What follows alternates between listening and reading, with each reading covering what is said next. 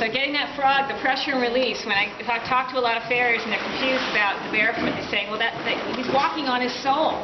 I'm like, well, what is the difference between you clamping a pad on underneath that shoe and putting constant pressure on the horse's sole? Not only are you putting constant pressure on that sole, you're putting constant pressure on the frog.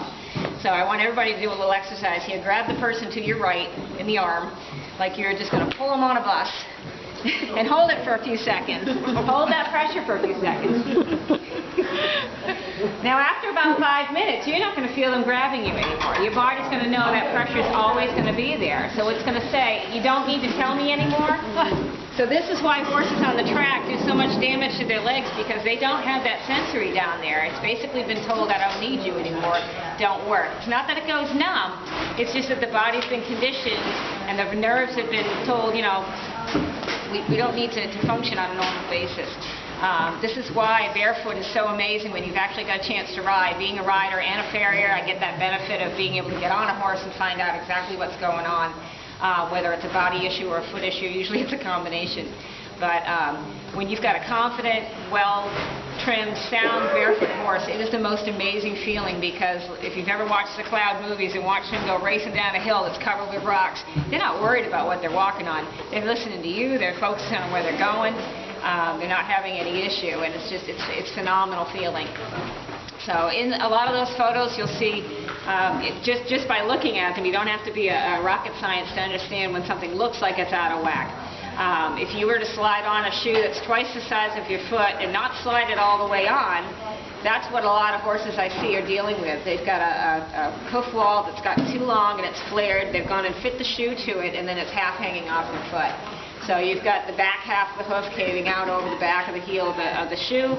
And a lot of these horses are in competition, and not only are they walking around on these 24/7 and going to bed with them in their stall, they're jumping, they're reining, they're doing all these activities that we're asking them to do, and people wonder why they end up with training issues. My horse can't stand still, he can't focus, he doesn't want to go here, he doesn't want to go there, he's not listening to me. It's like, well, he's constantly in pain down there. It's like having a backache. You're just not gonna be able to focus, and the smarter ones eventually will snap. They'll just like, this is not for me. I've got to get out of this situation, and they'll end up bucking and rearing and just taking off.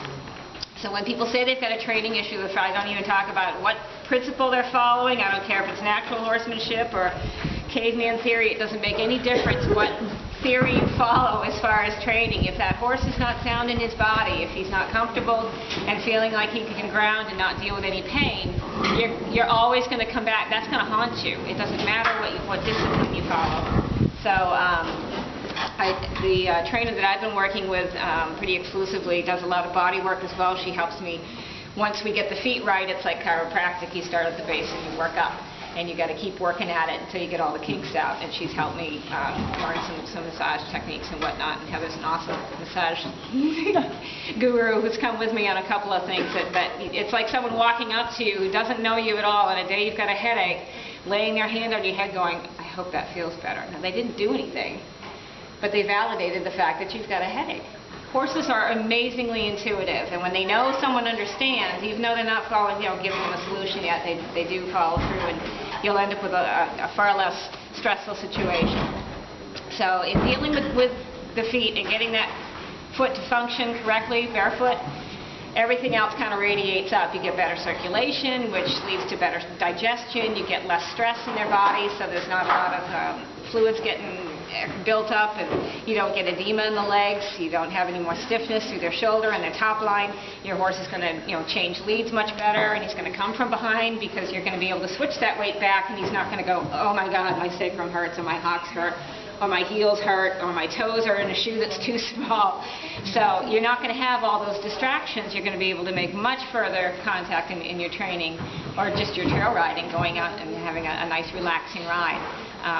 Horses are they're prey animals. They're used to, as soon as they fear something or they feel pain, they're going to go. So a lot of horses I deal with that come in and they cannot settle. They can't stand still for 2 seconds, and they're like, oh, he's got a training issue. We've sent him to 4 different trainers.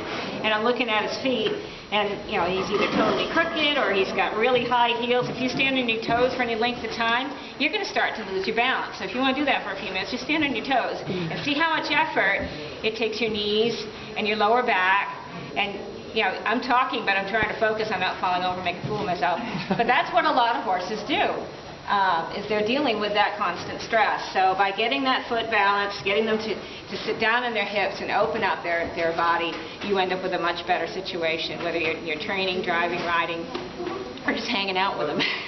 It's a lot better. If either Kelly or Sue want to wrangle one of yours in here, we can actually look at some feet if you think that's a possibility. I don't care how muddy they are. Oh. Really. They're definitely going to be muddy. Because that was something I wanted to bring up. When you talk about slippage and horses having slipping issues, on the horse's foot, let me get back into the diagram here. I'm a big picture person, you can't tell. Okay, when that hoof steps down on the ground, they're supposed to land heel first like we do. So when you leave here, I want you to go and look at your horse or your friend's horse or the horses here and see if they're out there landing heel first. That's one of your first indicators if that horse has got an issue in the back of their foot or not, is if they've got heel pain. I've seen horses go to toughs, been tested under the sun for all sorts of navicular problems and bursitis and pedalosteitis, and they're trying to nail down what's wrong with this horse's hoof, and it just turns out that he's got a real deep heel infection. He doesn't want to land on that heel. So if you do that, then you start walking like a chicken because you're landing on the front of your toes and walking off like this. Well, the back of your tendons, your lower back, your shoulders, everything is going to get worse if you're constantly doing that. So getting that foot to land heel first and roll off that toe, it soaks up that frog and tells that blood to come down into the leg, and then as soon as they lift off, that hoof contracts again and it shoots the blood back up so you don't have any stagnation in that hoof. In that process, you get natural heat exchange in the hoof capsule itself. Right now, my neighbor thought I was losing a contact, so I'm out there in my pasture taking pictures of snowy footprints of my horse. So you can really see the outline of the frog. That's what's giving them that rubber stopper as far as their traction device. So when that hoof steps down, the whole capsule kind of spreads out like the ball of your foot. You'll feel your foot spread. That's why you don't want to wear too tight of a shoe, because you know you've got to have that give in there. With a shoe on, with a metal shoe on, or even in a hoof boot that's not sized properly, you're not going to get that expansion.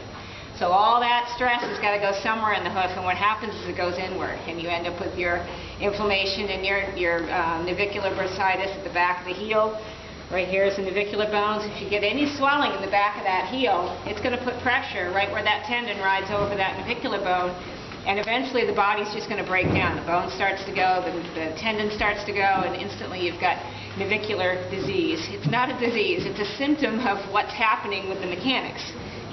To me, a disease is something that you're born with or you contract. You can't catch navicular from another horse. So to me, it's not a disease, it's a symptom of incorrect hoof shape and mechanics. And usually it's almost always contraction. I've got on that poster some pictures of a horse. Actually, the one on the wall is a good one. When you've got contraction in the back of the foot, which is something I usually see shod horses dealing with. This is a beautiful young mare. She's only 8 years old, but she's probably 15'3" by 15'3". She's not a small girl. Very athletic, though, but she was dealing with some on and off lameness. You can come up closer if you want. And in looking at this, what do I do with my ruler, Heather? Nope. Thanks, Sean.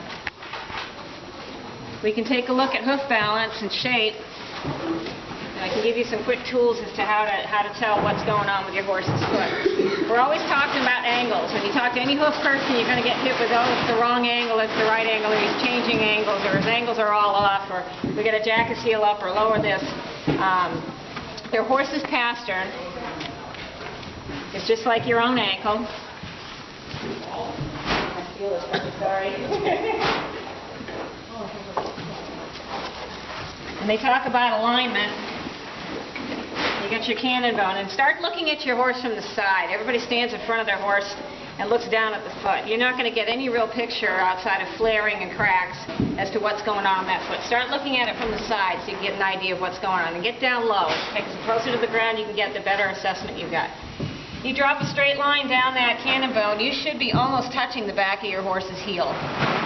That plumb line should fall right within reach, about a thumb's width at the most, of the back of that horse's heel. If that's not happening, there's two possibilities. One, your horse has got some toe pain and he's trying to stand with his feet sticking out in front of him.